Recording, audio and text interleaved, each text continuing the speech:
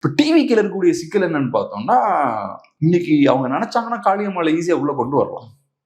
So உங்களுக்கு வந்து அவங்க வெளியில இருக்காங்க, அதை கூட அவங்களால பெருசா பண்ண முடியல. ஏன் அது பண்ண முடியலன்னா, அவங்களோட ஃபோக்கஸ் வந்து மக்கள் பிரச்சனைகளை கையில் எடுக்கணும், மக்கள் கூட நிக்கணும் அப்படின்றது அவங்களோட ஃபோக்கஸ் இல்லை. அவங்களோட ஃபோக்கஸ் எதுவா இருக்குன்னா, நரேட்டிவ் பில்ட் பண்ணும் இந்த விஷயங்கள். ஸோ இப்போ நரேட்டிவ் பில்டிங் தான் என்னோட ஃபோக்கஸா இருக்குன்னா, அங்க காளியம்மாளுக்கு பெரிய வேலை கிடையாது. அங்க இந்த பொலிட்டிக்கல் ஸ்ட்ராட்டஜிஸ்டுகளுக்கு தான் பெரிய வேலை இருக்கும். அவங்க தான் பின்னாடி உட்காந்துக்கிட்டு இந்த மீடியாவை மேனிபுலேட் பண்றது, மீடியாவுக்கு சில நியூஸ் எல்லாம் ஃபீட் பண்றது, இந்த விஷயங்கள் அவங்க தான் பண்ணிட்டு இருப்பாங்க. ஸோ அப்ப களப்பணியாளர்களுக்கு பெரிய வேலை பார்த்தோம்னா டிவிகே மாதிரியான ஒரு கட்சியில் இல்லை. ஸோ அதனாலதான் இப்ப காளியம்மாள்ன்றது ஒரு இண்டிவிஜுவல் தான். அவங்கள மாதிரி ஏகப்பட்ட கிரவுண்ட் லெவல் லீடர்ஸை வந்து என்டிகேல ப்ரொடியூஸ் பண்ணியிருக்காங்க.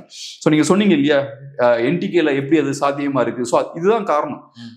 அவங்க எப்படி அரசியல் அணுகுறாங்க, அதுல இருந்து தான் உங்களால லீடர்ஸை ப்ரொடியூஸ் பண்ண முடியுமா, ப்ரொடியூஸ் பண்ண முடியாது அப்படின்றது அங்கிருந்து தான் ஸ்டார்ட் ஆகுது.